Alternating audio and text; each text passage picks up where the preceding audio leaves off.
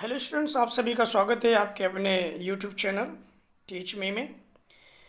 आज हम डिस्कस करने वाले हैं भारतीय राष्ट्रीय आंदोलन इंडियन नेशनल मूवमेंट के बारे में। और ये इंडियन नेशनल मूवमेंट से 150 प्रश्नों की पूरी सीरीज है, जो कि 3 पार्ट्स में डिवाइड किया गया है। प्रत्येक वीडियो में 50-50 क्वेश्चन इंक्लूड किए गए हैं।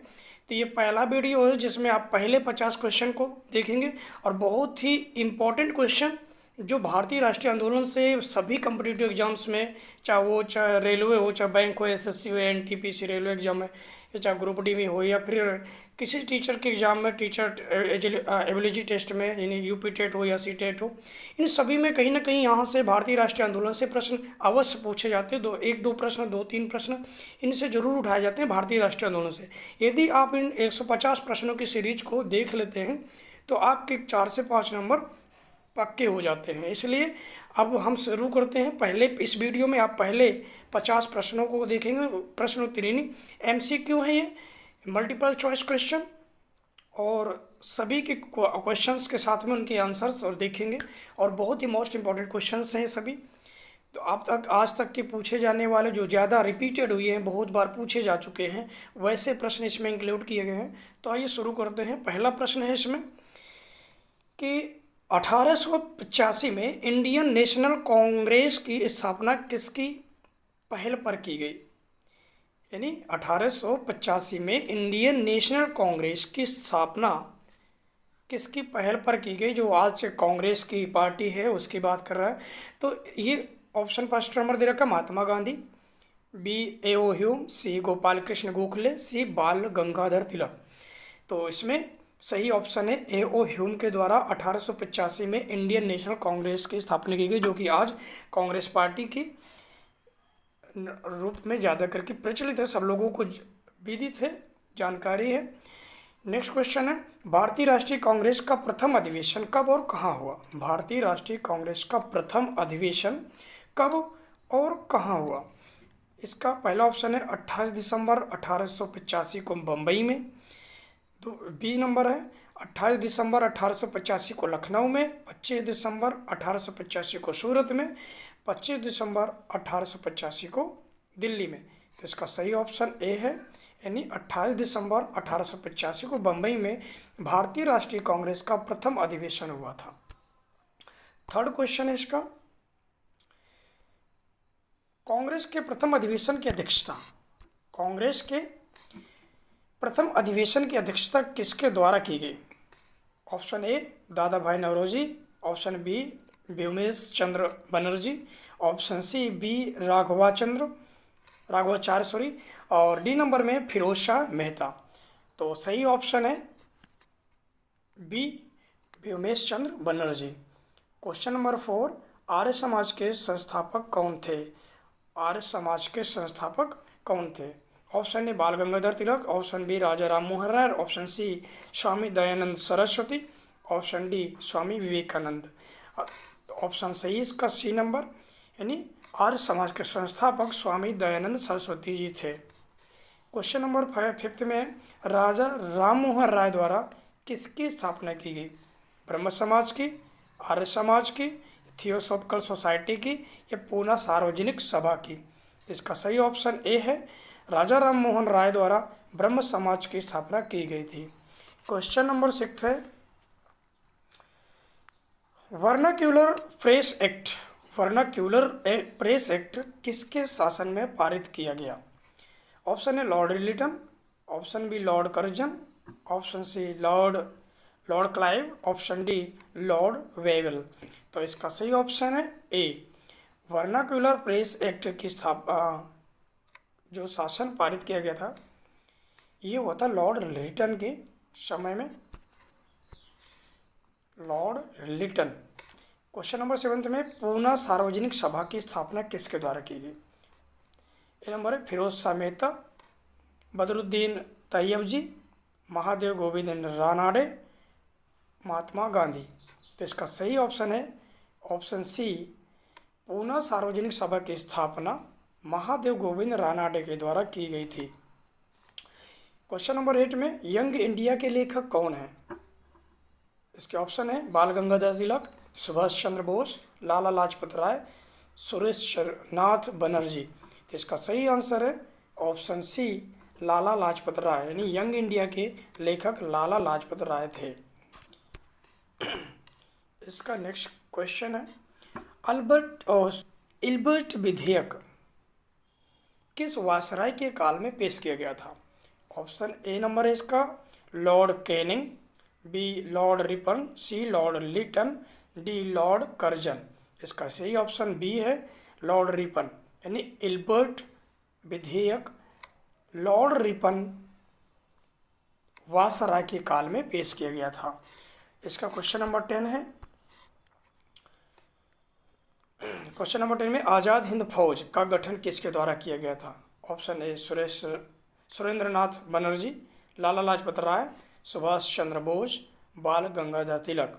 तो इसका सही ऑप्शन सी है, यानी सुभाष चंद्र बोस जी के द्वारा आज़ाद हिंद फौज का गठन किया गया था।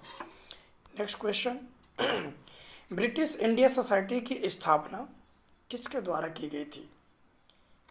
ए ओ ह्यूम, सुरेंद्रनाथ बनर्जी, दादा भाई नौरोजी, फिरोज शाह मेहता। इसका सही ऑप्शन है सी, दादा भाई नौरोजी, यानी ब्रिटिश इंडिया सोसाइटी की स्थापना दादा भाई नौरोजी के द्वारा की गई थी। क्वेश्चन नंबर 12, भारत सेवक समाज के संस्थापक कौन थे? गोपाल कृष्ण गोखले, दादा भाई नौरोजी, एनी बेसेंट, सुरेंद्रनाथ बनर्जी। इसका सही आंसर है ए, गोपाल कृष्ण गोखले, यानी भारत सेवक समाज के संस्थापक गोपाल कृष्ण गोखले जी थे। क्वेश्चन नंबर 13 में भारत में उग्र राष्ट्रीयता के उदय का कारण क्या था?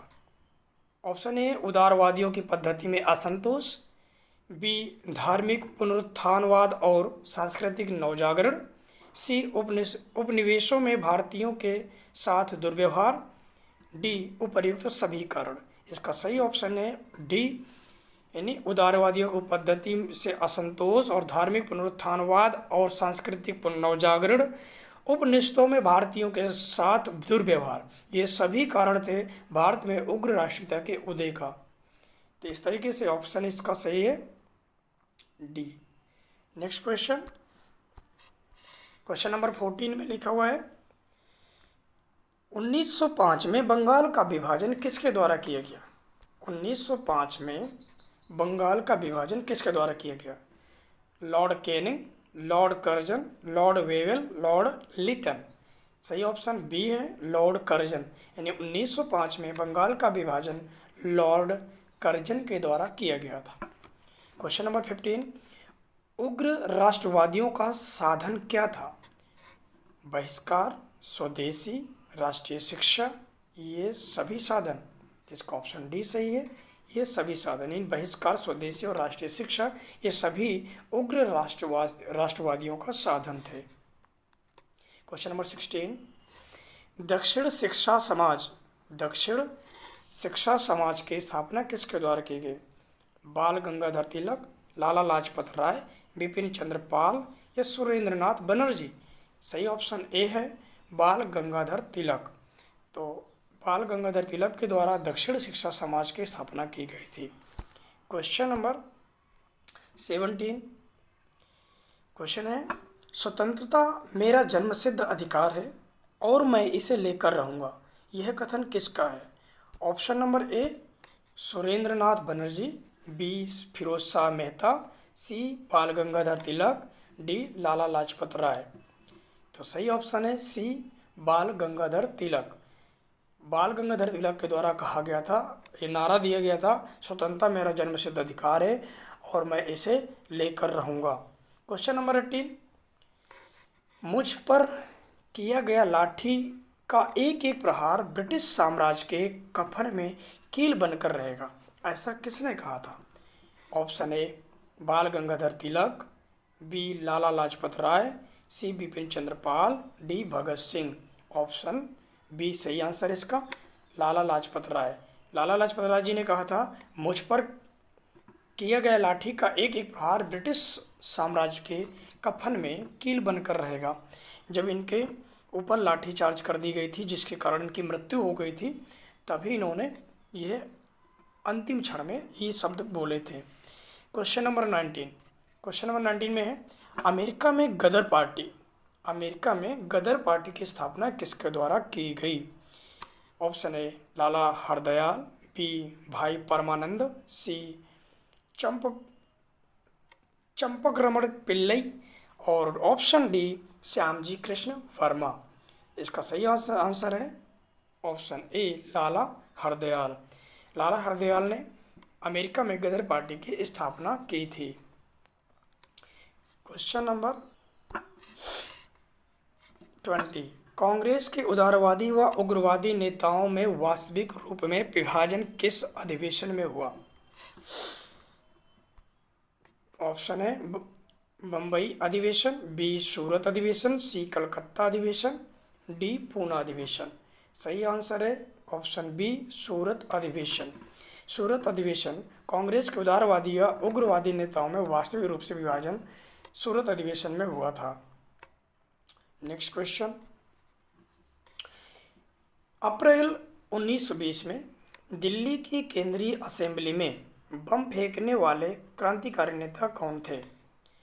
ए सरदार भगत सिंह, बी सुभाष चंद्र बोस, सी चंद्रशेखर आजाद, डी यशपाल। सही आंसर है ऑप्शन ए सरदार भगत सिंह। यानी अप्रैल 1920 में दिल्ली की केंद्रीय असेंबली में बम फेंकने का वाले क्रांतिकारी सरदार भगत सिंह जी थे। Question number 22। क्रांतिकारी आंदोलन को तात्कालिक असफलता का कारण क्या था? क्रांतिकारी आंदोलन के तात्कालिक असफलता का कारण क्या था? ऑप्शन ए केंद्रीय संगठन का अभाव, बी ब्रिटिश सरकार की कठोर दमन नीति, सी उच्च मध्यम वर्ग की सहानुभूति का अभाव, डी उपर्युक्त सभी कारण। तो सही आंसर है ऑप्शन डी उपर्युक्त सभी कारण। यानी केंद्रीय संगठन का अभाव, ब्रिटिश सरकार की कठोर दमन नीति और उच्च मध्यम वर्ग की सहानुभूति का अभाव, ये सभी कारण थे क्रांतिकारी आंदोलन के तात्कालिक असफलता का कारण। Question number 23। कांग्रेस के उदारवादी व उग्रवादी नेताओं में पुनः मेल कब व किस अधिवेशन में हुआ? ऑप्शन ए 1916 के लखनऊ अधिवेशन में, ऑप्शन बी 1905 के सूरत अधिवेशन में, ऑप्शन सी 1906 के कलकत्ता अधिवेशन में, ऑप्शन डी 1929 के लाहौर अधिवेशन में। इसका सही आंसर है ऑप्शन ए 1916 के लखनऊ अधिवेशन में कांग्रेस के उदारवादी व उग्रवादी नेताओं में पुनः मेल हुआ था।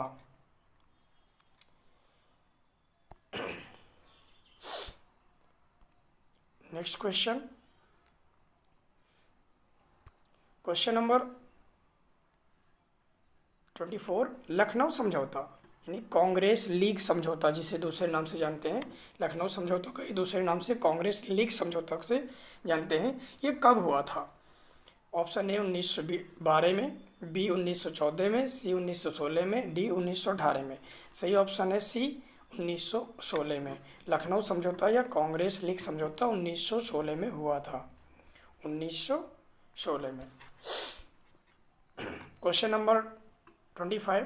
भारत में होम रूल आंदोलन का नेतृत्व किसके द्वारा किया गया? ऑप्शन ए लाला लाजपत राय व विपिन चंद्र पाल द्वारा, बी श्रीमती एनी बेसेंट व लोकमान्य तिलक द्वारा, सी गोपाल कृष्ण गोखले व सुरेंद्र नाथ बनर्जी द्वारा, डी उपरोक्त में से कोई नहीं। सही ऑप्शन है, सही आंसर इसका बी ऑप्शन बी है, श्रीमती एनी बेसेंट व लोकमान्य तिलक द्वारा भारत में होम रूल आंदोलन का नेतृत्व किया गया था। क्वेश्चन नंबर 26 में रॉलेट एक्ट का उद्देश्य क्या था? ऑप्शन ए कुटीर उद्योग को समाप्त करना, बी विश्वविद्यालय की स्वायत्तता समाप्त करना, सी इसके द्वारा सरकार बिना मुकदमा दायर किए किसी व्यक्ति को बंदी बना सकती थी, ऑप्शन डी उपरोक्त में से कोई नहीं। सही आंसर है ऑप्शन सी, इसके द्वारा सरकार बिना मुकदमा दायर किए किसी व्यक्ति को बंदी बना सकती थी। ये रॉलेट एक्ट का मुख्य उद्देश्य था। Question number 27। जलियांवाला हत्याकांड घटना कब हुई? ऑप्शन ए 13 अप्रैल 1919 को, 18 मार्च 1919 को, 15 मई 1920 को, 24 नवंबर 1919 को। सही आंसर है ऑप्शन ए 13 अप्रैल 1919 को जलियांवाला हत्याकांड की घटना हुई थी।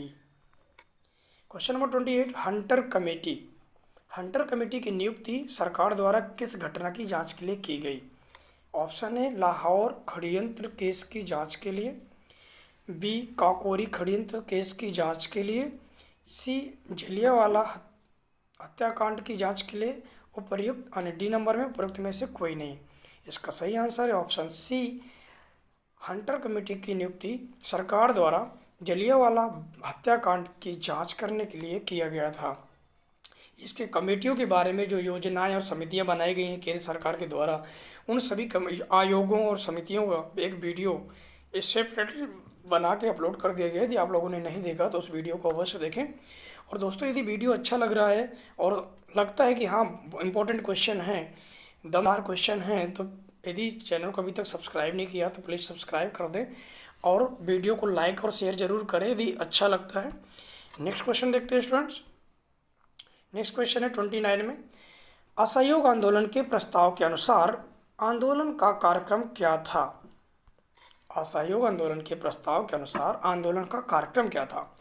ए सरकारी आंदोलन अदालतों का बहिष्कार, बी विदेशी माल का बहिष्कार, सी सरकारी वैतनिक तथा अवैतनिक पदों व उपाधियों का त्याग, डी नंबर उपर्युक्त सभी कार्यक्रम।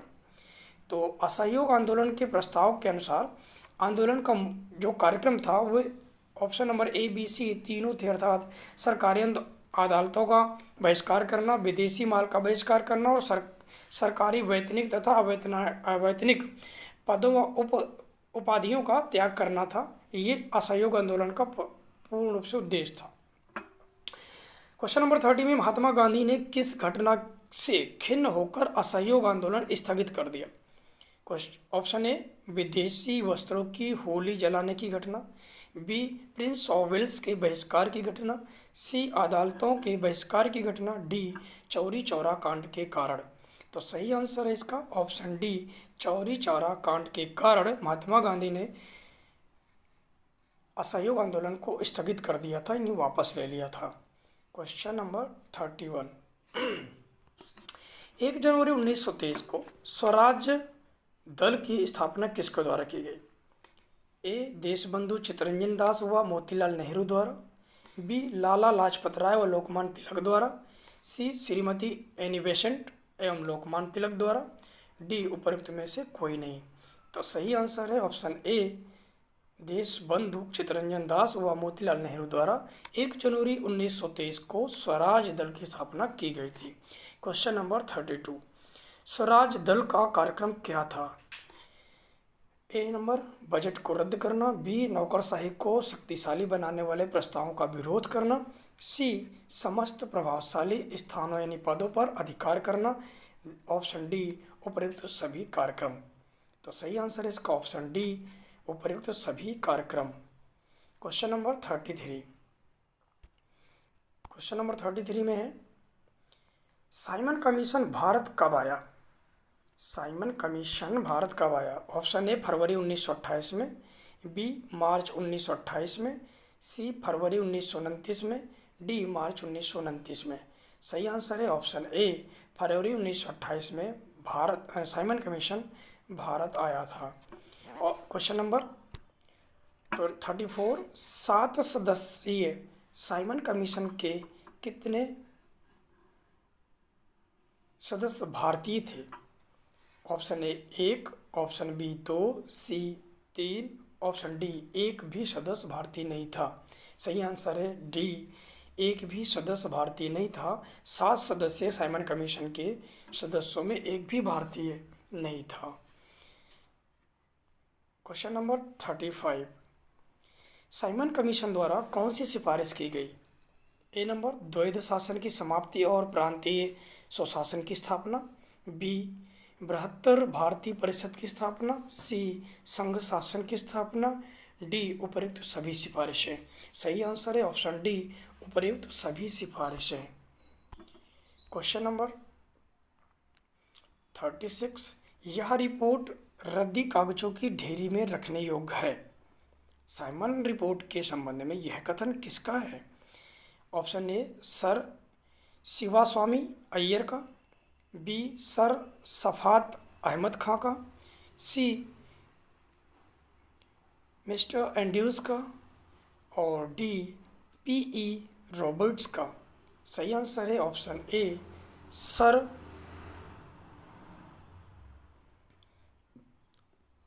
सही आंसर इसका हो जा रहा है ऑप्शन ए सर शिवा स्वामी अय्यर ने कहा था यह रिपोर्ट रद्दी कागजों की ढेरी में रखने योग्य है।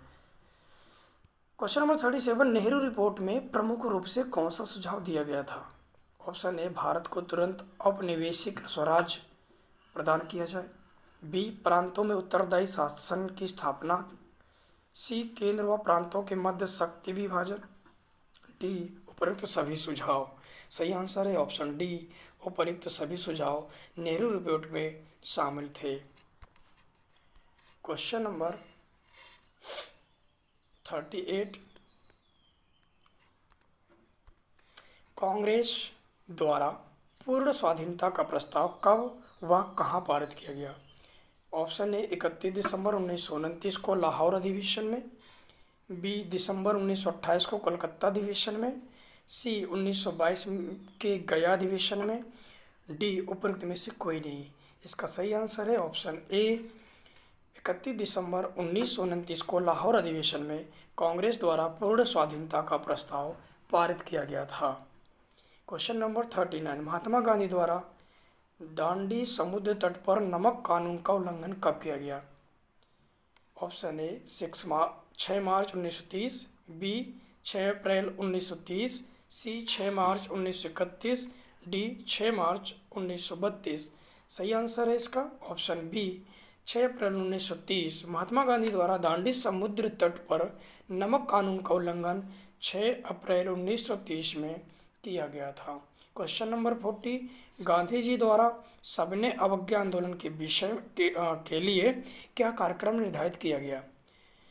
ऑप्शन ए गांव-गांव को नमक बनाने के लिए निकल पड़ना चाहिए, बी बहनों को शराब, अफीम और विदेशी वस्त्रों की दुकानों पर धरना देना चाहिए, सी हिंदुओं को अस्पृश्यता त्याग देनी चाहिए, डी उपरोक्त सभी कार्यक्रम। सही ऑप्शन है इसका डी उपरोक्त सभी कार्यक्रम गांधी जी द्वारा सबने अवज्ञा आंदोलन में शामिल थे। क्वेश्चन नंबर 41, लंदन में ब्रिटिश सम्राट द्वारा प्रथम गोलमेज सम्मेलन का उद्घाटन कब किया गया? ऑप्शन ए 12 नवंबर 1929, बी 12 नवंबर 1930, सी 12 नवंबर 1931, डी 12 नवंबर 1932। सही आंसर इसका ऑप्शन बी 12 नवंबर 1930 को लंदन में ब्रिटिश सम्राट द्वारा प्रथम गोलमेज सम्मेलन का उद्घाटन किया गया था। क्वेश्चन नंबर 42, गांधी इरविन समझौता कब हुआ था? Option A 5 March 1931, option B 5 March 1932, C 5 April 1931, D 5 April 1932। सही ऑप्शन इसका ए 5 मार्च 1931। 5 मार्च 1931 को गांधी इरविन समझौता हुआ था जो कि नमक कानून से जुड़ा हुआ था। क्वेश्चन नंबर 43, द्वितीय गोलमेज सम्मेलन में कांग्रेस का प्रतिनिधित्व किसके द्वारा किया गया? ए जवाहरलाल नेहरू, बी सरदार वल्लभ भाई पटेल द्वारा, या सी महात्मा गांधी, डी इनमें से कोई नहीं। सही आंसर है ऑप्शन सी महात्मा गांधी द्वारा। द्वितीय गोलमेज सम्मेलन में कांग्रेस का प्रतिनिधित्व महात्मा गांधी द्वारा किया गया था। क्वेश्चन नंबर 44, मैकडोनाल्ड अवार्ड के किस प्रावधान में से गांधी जी को बहुत आघात हुआ? मैकडोनाल्ड अवार्ड के किस प्रावधान में से गांधी जी को बहुत आघात पहुंचा था? ऑप्शन ए है चाय व बागान संघों का विशेष प्रतिनिधित्व, बी स्त्रियों के लिए सुरक्षित स्थान की व्यवस्था, सी दलित वर्गों के लिए पृथक निर्वाचन क्षेत्रों की व्यवस्था, ऑप्शन डी आंग्ल भारतीयों के लिए पृथक निर्वाचन क्षेत्रों की व्यवस्था। सही आंसर है ऑप्शन सी दलित वर्गों के लिए पृथक निर्वाचन क्षेत्रों की व्यवस्था। यह मैकडोनाल्ड अवार्ड के इस प्रावधान के द्वारा इन गांधी जी को बहुत आघात पहुंचा था इन्हें ठेस पहुंची थी, बुरा लगा था इनको। क्वेश्चन नंबर 45, तृतीय गोलमेज सम्मेलन का आयोजन कब किया गया?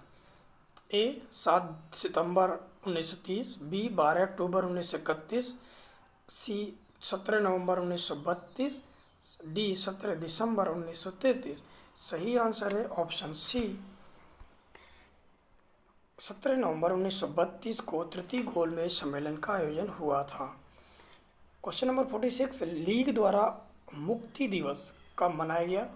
ऑप्शन ए 31 नवंबर 1939, बी 22 नवंबर 1939, सी 22 दिसंबर 1939, डी 22 जनवरी 1940। सही आंसर है ऑप्शन सी, 22 दिसंबर 1939 को लीग द्वारा मुक्ति दिवस मनाया गया। क्वेश्चन नंबर 47, अगस्त प्रस्ताव की मुख्य बात क्या थी? अगस्त प्रस्ताव की मुख्य बात क्या थी? ऑप्शन ए, ब्रिटिश सरकार का लक्ष्य भारत में औपनिवेशिक स्वराज की स्थापना, बी, गवर्नर जनरल की कार्यकारिणी में भारतीय प्रतिनिधियों को शामिल किया जाएगा, सी, ब्रिटिश सरकार को युद्ध संबंधी मामलों में परामर्श हेतु युद्ध परामर्श समिति स्थापित की जाएगी, डी, उपयुक्त सभी बातें। सही आंसर है ऑप्शन डी, उपयुक्त सभी बातें अगस्त प्रस्ताव में शामिल थीं। क्वेश्चन नंबर 48, क्रिप्स को भारत भेजने के लिए उत्तरदायी कारण क्या था? ए नंबर, ब्रिटेन पर मित्र राष्ट्रों का दबाव, बी, गांधी जी के नेतृत्व में कांग्रेस का दृढ़ दृष्टिकोण, सी, युद्ध की बिगड़ती हुई स्थिति और जापानी संकट, डी, उपयुक्त सभी कारण। सही आंसर है ऑप्शन डी, उपयुक्त सभी कारण। क्रिप्स को भारत भेजने के लिए ये सभी उत्तरदायी कारण थे।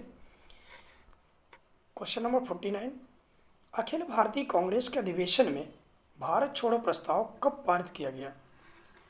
ए 8 अगस्त 1942, बी 8 सितंबर 1942, सी 8 अगस्त 1943, डी 8 अगस्त 1944। सही आंसर है ऑप्शन ए, 8 अगस्त 1942 को अखिल भारतीय कांग्रेस के अधिवेशन में भारत छोड़ो प्रस्ताव पारित किया गया था। क्वेश्चन नंबर 50, ये लास्ट क्वेश्चन है और ये पहले से यदि 150 प्रश्नों की पहली सीरीज है और इसके बाद 100 क्वेश्चन के लिए अगले 2 वीडियो में 50-50 क्वेश्चन के पार्ट्स में आपको मिलेंगे और वो भी इसी तरीके एक से बढ़कर एक दमदार और महत्वपूर्ण क्वेश्चन है, इसलिए उन दोनों वीडियोज़ को देखना ना भूलें। और लास्ट क्वेश्चन देखो, भारत छोड़ो आंदोलन का कारण क्या था? क्रिप्स मिशन की असफलता और निराशा व व्यग्रता का वातावरण, बी, बर्मा में भारतीयों के प्रति अमानवीय व्यवहार, सी, शोचनीय आर्थिक स्थिति और शासन में अविश्वास, डी, उपयुक्त सभी कारण। सही आंसर है इसका ऑप्शन डी, उपयुक्त सभी कारण।